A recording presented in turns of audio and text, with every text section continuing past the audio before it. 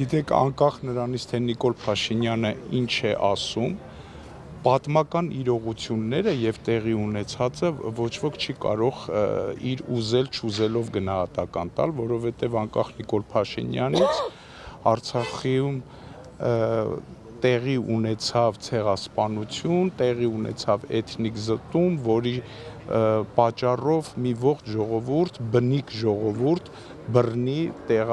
բռնագաղթվեց իր հայրենիքից։ Հիմա Նիկոլ Փաշինյանը դա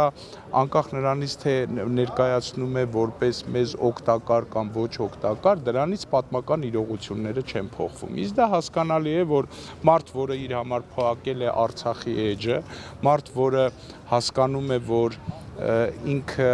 գնում է այնպիսի քայլեր, որտեղ իրեն պարտադրում են, ուստի ամեն ինչ անելու է, որպեսզի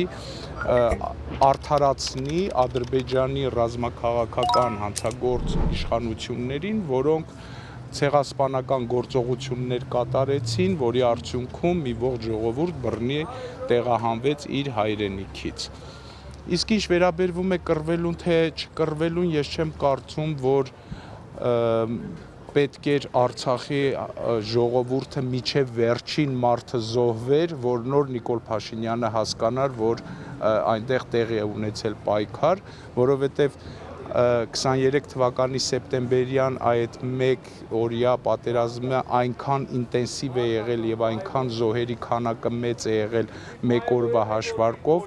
որ նման ինտենսիվության մարդ եւ պատերազմ մենք երևի այս 30 տարվա ընթացքում չենք ունեցել։ Հասկանալի է, շնորհակալ եմ։ Իսկ այն, որ Նիկոլ Փաշինյանն ասում է Արցախ ասելը, նշանակում է պատերազմի կոչ անել, համաձայն եք։ Գիտեք, ես չեմ կարծում, որ